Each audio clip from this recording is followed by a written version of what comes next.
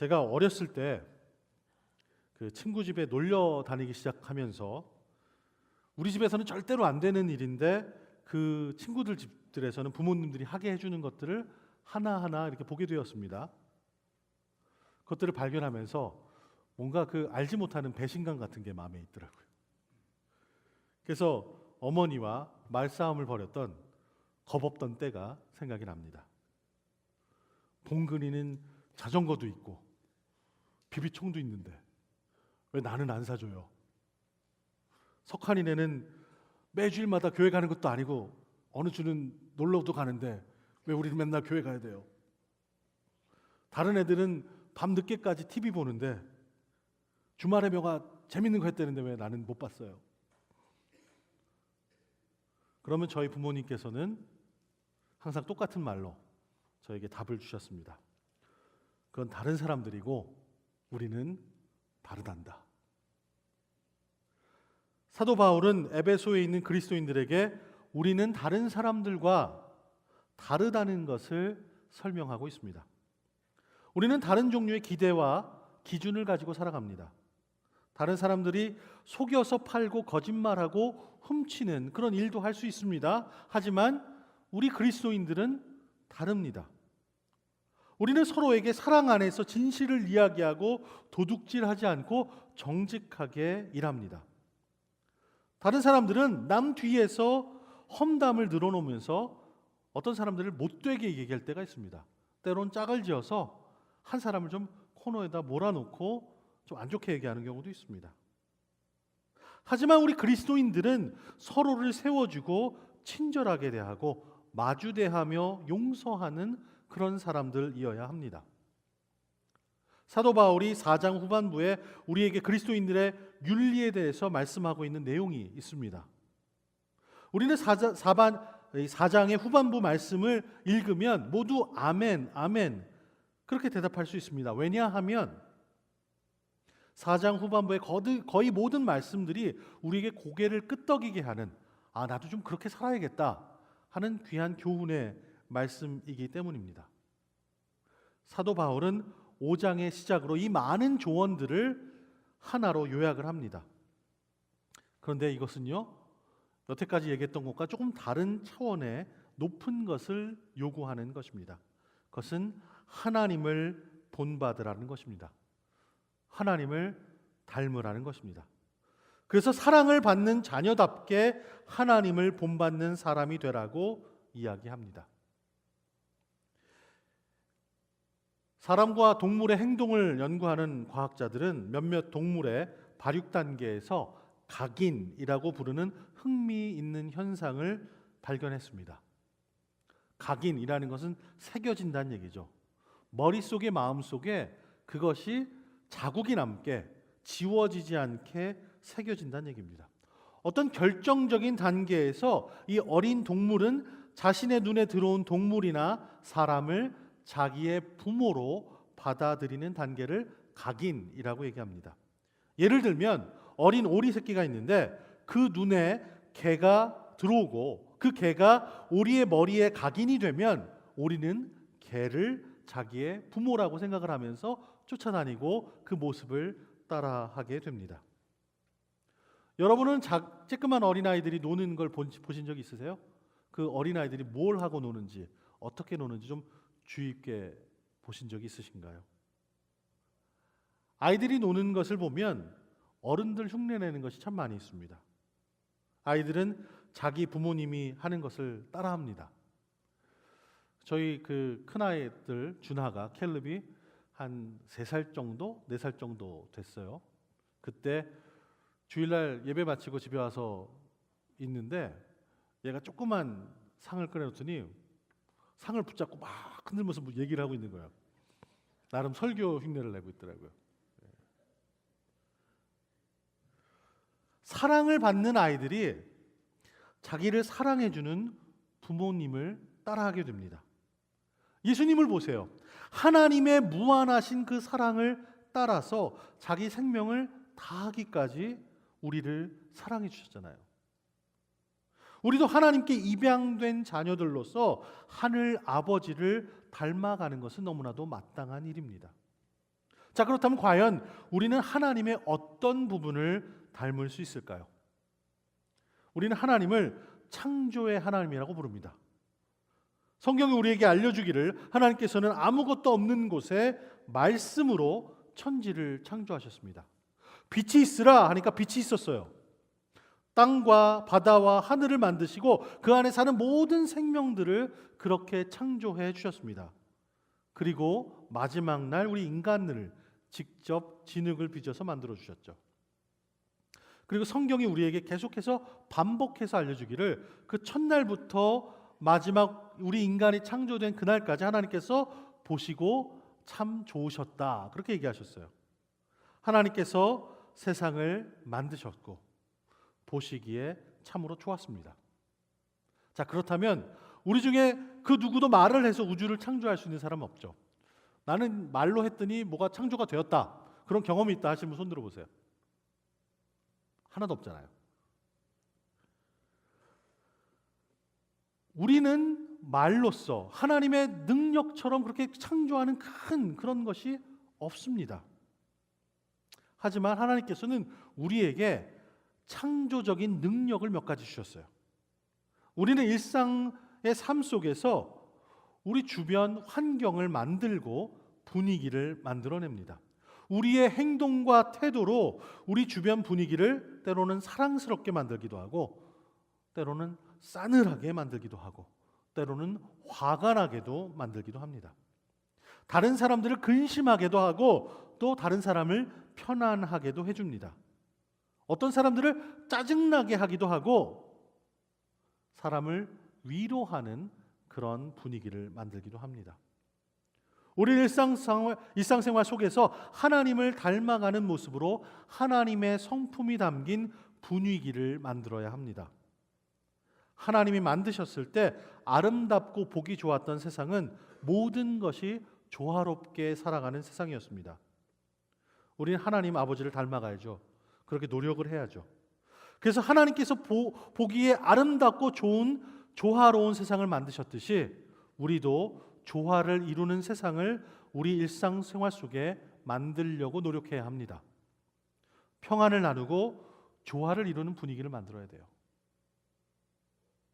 사람이 모이다 보면 생각들이 다 달라요. 경험들이 다 달라요. 그래서 하는 선택들이 다 다릅니다. 그때마다 내게 더 오라, 내게 더 좋아, 이러면 싸움이 나요.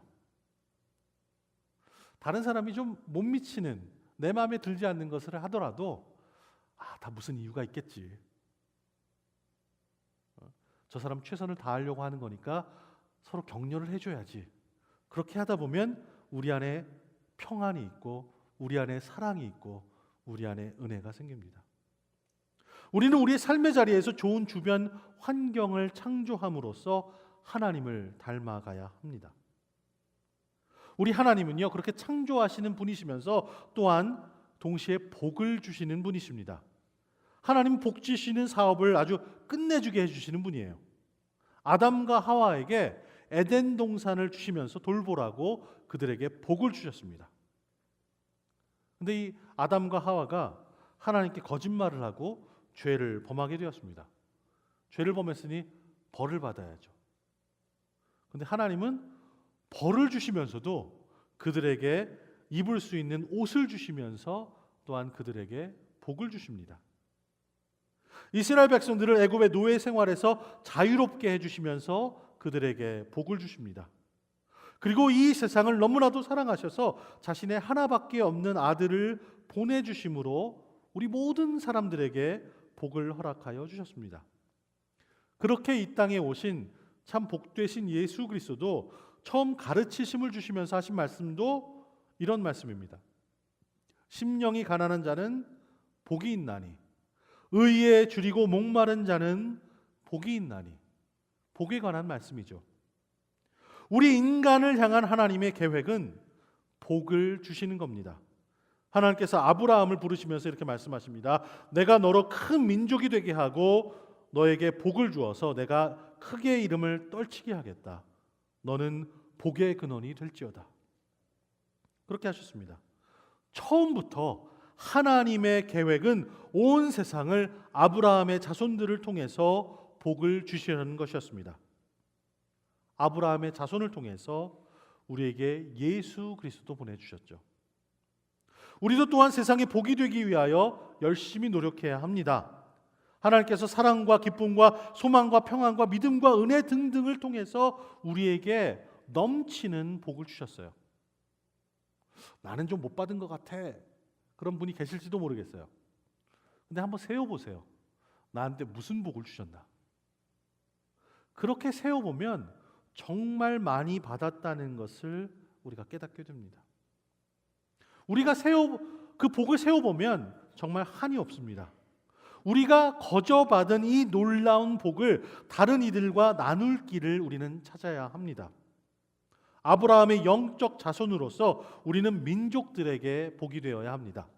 아버지를 닮고 싶어하는 사랑받는 자녀로서 우리는 하나님께서 넘치도록 주시고 또 우리에게 허락하신 하늘 창고 가득 담긴 복을 가지고 다른 이들을 축복할 방법을 찾아야 합니다. 그것이 바로 우리 그리스도인들에게 맡겨주신 하나님의 귀한 사명이죠. 만약에 오늘 오후에 우리가 H마트에 가서 믿지 않는 사람들에게 만약에 설문조사를 한다고 한번 우리가 가정을 해보죠. 당신은 그리스도인에게 원하는 것이 무엇이 있습니까? 그런 질문을 우리가 설문조사로 했다고 묻는다면 과연 어떤 대답을 들을 수 있을까요? 굵직한 부정부패 사건에 그리스도인이 연루되어 있는 이유로 인해서 도둑질하지 말고 좀 깨끗하게 살았으면 좋겠다. 그렇게 사람들이 얘기할 수도 있을 겁니다. 늘 싸우는 교회의 모습을 보면서 좀 성도들은 이제 그만 좀 싸웠으면 좋겠습니다. 그런 얘기를 할 수도 있다고 저는 생각합니다. 하나님께서는요, 우리 성도들에게 원하시는 것이 분명히 있으십니다. 하나님께서는 우리에게 도둑질하지 말고 착하게 사는 차원에서 너희들 좀 잘 살았으면 좋겠다. 이렇게 거기서 멈추시는 분이 아니세요. 더 높은 것을 요구하세요. 욕심 부리지 않고 사는 차원이 아니라는 것이죠.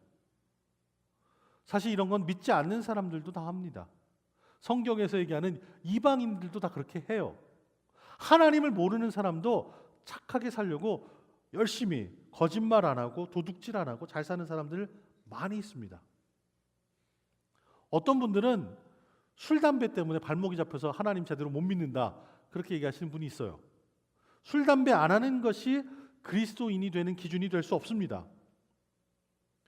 빈궁한 자를 돌보는 것이 그리스도인이 기준이 아니라 술 안 마시는 것으로 생각되는 것이 참 불편하고 안타까운 현실입니다. 차라리 우리 교회는 그런 얘기 안 했으면 좋겠어요. 그게 막 기준이 된다고 막 그런 잣대를 들이밀면서 손가락질 안 했으면 좋겠어요. 그것보다 남을 도우는 일이 더 중요합니다. 그렇게 말하면서 서로 격려를 하는 그런 교회가 됐으면 참 좋겠습니다. 그래서 술을 마시거나 담배를 피울 때 뭔가 어색하고 불편한 것을 느끼듯이 거짓말하는 것, 남 이야기하는 것, 도둑질하는 것이 아주 어색해지는 그리스도인의 문화가 우리 교회 안에 심어지기를 저는 간절히 원합니다. 하나님은 우리에게 원하시는 것이 바로 그런 것이에요. 거짓말의 차원이 아닙니다. 도둑질의 차원이 아닙니다. 우리가 하나님을 닮아야 하는 차원입니다. 우리의 뇌리 속에 하나님이 각인되어야 하는 거죠. 이것이 그리스도인의 삶의 표준입니다. 담배 따위 술 따위의 것이 아니라 더 나아가서 도둑질하거나 거짓말하는 차원이 아니라 하나님을 닮아가는 것이 하나님께서 성도인 우리들에게 요구하시는 것입니다. 설령 우리 자신이 이렇게 살지 못한다고 이 기준이 요즘이랑 안 맞아 라고 무너뜨려서는 절대로 안 되는 것입니다. 이 기준이야말로 하나님이 우리에게 원하시는 삶의 마지막 궁극적인 목표입니다. 사랑하는 여러분, 여러분은 누굴 닮았습니까? 저는 저희 어머님 닮았어요. 저희 아들들도 둘이 보면 좀 다르게 생겼지만 데리고 나가면 누가 봐도 제 아들입니다. 네. 우린 다 누군가 닮았어요.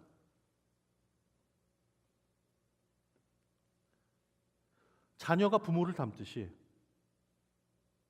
이 세상에는 부모를 안 닮은 사람 한 사람도 없습니다. 우리는 하나님을 아버지라고 부르는 사람들입니다. 우리는 하나님의 자녀입니다. 우리가 하나님을 아버지라고 고백을 하고 우리가 하나님의 자녀라고 우리가 이야기한다면 우리는 하나님을 닮아야 합니다. 우리가 무슨 옷을 입고 사는지가 중요한 것이 아니에요. 우리가 어느 학교를 나왔는지가 중요한 게 아니에요. 우리가 얼마나 잘 사는지 못 사는지, 어떤 차를 몰고 다니는지, 어떤 사업을 해서 돈을 얼마나 버는지가 중요하지 않습니다. 우리 그리스도인들에게 가장 중요한 것은 내가 주님을 닮았는가, 그렇게 살고 있는가 아닌가, 그것이 가장 중요한 것입니다. 닮는다는 것에도 여러 종류가 있습니다. 저는 두 가지 종류가 있다고 함께 나누기를 원합니다. 예를 들어서 어느 회사가 어느 아이템을 냈는데 그게 아주 좋아서 성공을 하면 여기저기 회사에서 그것을 많이 따라서 하죠. 그래서 닮아가려고 노력을 해요. 누가 성공을 하면 그거 닮으려고 애를 씁니다. 성공을 위한 닮음이죠. 여기에는 욕망이 포함되어 있어요. 나도 성공을 해서 돈을 좀 많이 벌었으면 좋겠다. 나도 성공을 해서 내 인생이 의미가 있었으면 좋겠다. 저도 어렸을 때 그랬어요. 공부 잘하는 친구가 있으면 괜히 그 친구 쓰는 연필이라도 사고, 그 친구 보는 책도 나도 좀 한번 읽어보려고 하고, 그렇게 합니다. 누가 앉아서 공부하면 나도 그 시간에 좀 앉아서 공부하려고 하고, 그러면 공부 잘하게 되겠다, 그런 마음이 있었어요. 이렇게 성공을 향한 욕망이 있는 사람들은 바삐 움직입니다. 왜냐하면 오직 성공을 위해서 성공한 사람들을, 성공한 모습들을 닮아가야 하니까 열심히 살 수밖에 없어요.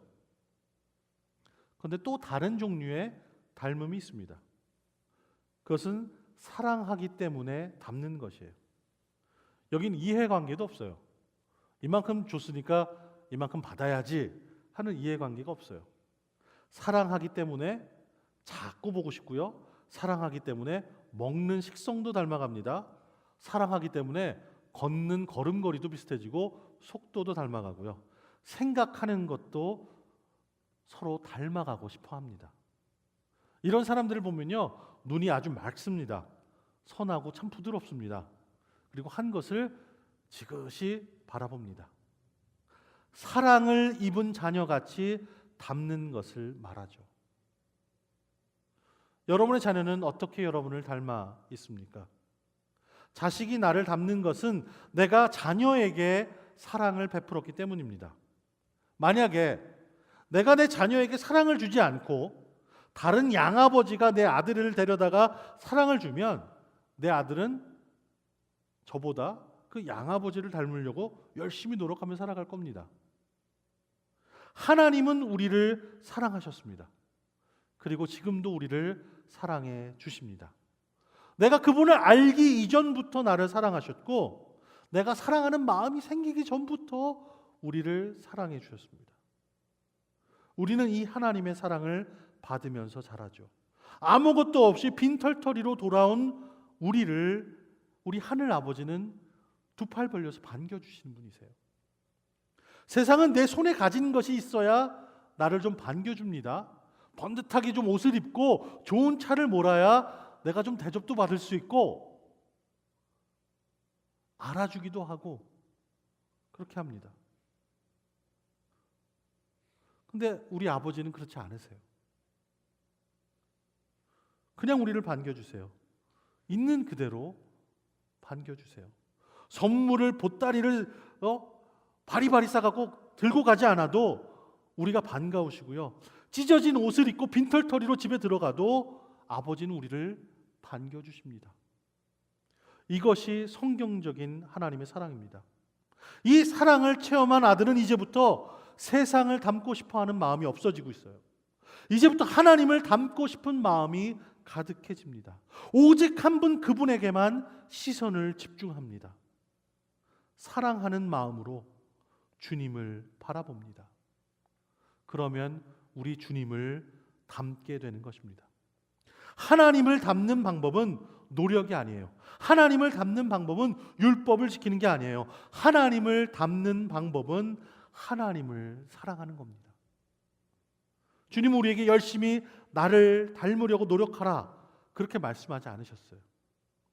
사랑을 입은 자녀같이 나를 닮으라 그렇게 말씀하십니다. 우리 하늘 아버지를 닮기 원하는 사랑받는 자녀로서 우리는 삶의 자리를 아름답고 선하게 만드는 것을 통해서 다른 사람들을 축복해야 합니다. 어떤 사람들은 막 가시가 돋친 사람들이 있어요. 내가 찔려도 그 사람은 보듬어 안을 줄 알아야 돼요. 어떤 사람들은 냄새 나는 사람이 있어요. 세상 냄새도 나고요. 막 속에서 막 썩고 문드러진 냄새가 나는 사람들이 있어요. 세상이 버린 사람들이 있어요. 그런 사람들도 품어 안을 줄 아는 사람이 되어야 됩니다. 왜냐하면 하나님께서 우리를 그렇게 받아주셨기 때문이에요. 있는 그대로의 모습으로. 하나님께서 직접 보여주신 그 희생적인 사랑을 우리는 닮아야 합니다. 하나님의 희생적인 사랑의 가장 본이 되는 것은 바로 예수 그리스도이십니다. 예수님께서는 그 높은 하늘 보좌를 버리시고 우리랑 눈높이를 맞춰주시기 위해서 가장 낮은 우리에게 오셨습니다. 그리고 우리와 더불어 사셨어요. 그리고 다른 일을 돕기 위해서 더 겸손하게 낮아지셔서 그들을 섬기셨습니다. 심지어는 제자들의 발까지도 종처럼 닦아주셨습니다. 그리고 우리의 죄를 용서하시기 위해서 자신의 목숨을 아낌없이 죽기까지 희생하셨습니다. 예수님께서 목숨을 버리신 것처럼 자기의 목숨을 희생하면서 하나님을 닮아간 사람들을 우리는 순교자라, 믿음의 영웅이라고 부릅니다. 믿음을 위해서 목숨을 내어주고 다른 사람의 이익을 위해서 삶을 바친 사람들이 많이 있습니다. 아직도 여전히 이 세상의 어떤 곳에서는 하나님을 믿는 그 믿음 때문에 예수 그리스도를 주님이라고 고백하는 그 고백 때문에 목숨을 잃는 사람들이 있습니다. 하지만 우리 대부분은 이 땅에 살면서 우리 믿음 때문에 목숨이 위태로운 때가 없어요. 또 다른 사람들을 위해서 목숨을 내놓을 죽을 기회가 거의 없습니다. 그렇다면 하나님의 이 희생적인 사랑을 어떻게 닮아갈 수 있겠습니까? 예수님께서는 우리에게 살아있는 모범을 직접 보여주셨습니다. 그가 십자가에서 인류를 위해서 돌아가시기 전에 예수님께서는 다른 이들을 위해서 희생적인 삶을 사셨어요. 다른 이들을 위해서 자신의 바램과 자신의 욕망을 희생하셨습니다. 악한 사탄을 물리치기 위해서 40일 동안 금식 기도를 하셨어요. 그리고 돌아가시기 전에 종의 모습으로 제자들의 발을 씻겨주신 모습을 우리는 기억합니다. 우리도 이런 작은 희생들을 감당해야 합니다. 하늘 아버지를 닮는 모습으로 매일매일 조금씩 희생하는 것을 통해서 우리들 자신을 다른 이들을 위해서 내어줄 수 있어야 합니다. 하나님을 깊이 체험하고 성경적인 신앙을 갖게 된 사람들이 가지고 있는 공통점이 있습니다. 그들은 한결같이 예수 그리스도의 십자가 사건을 인격적으로 아주 깊이 체험한 사람들입니다. 십자가의 사랑이 그들 마음속에 각인된 경험을 한 사람들이죠. 십자가가 그들의 삶을 붙잡고 있고 십자가의 삶을 살도록 만들었고 십자가가 그들을 찬양하며 그렇게 살도록 그렇게 만들었습니다. 왜냐하면 십자가가 하나님을 본받도록 만들기 때문입니다. 피 묻은 복음을 가슴에 각인하고 이 광야 같은 세상에서 빛을 전하는 믿음의 선배들을 바라보시기 바랍니다.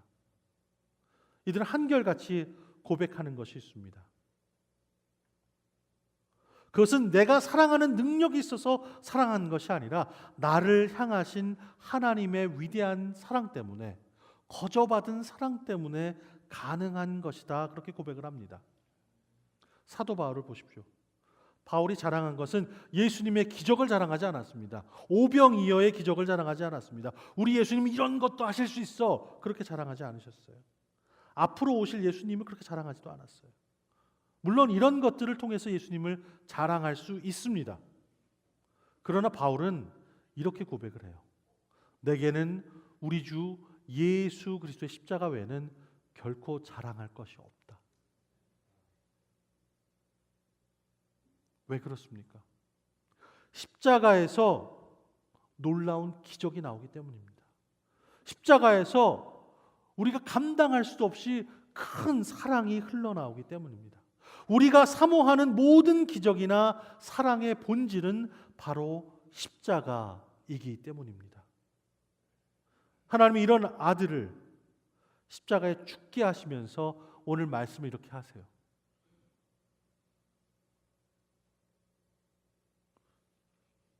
그 죽음은 향기로운 제물이고 희생 제물이다.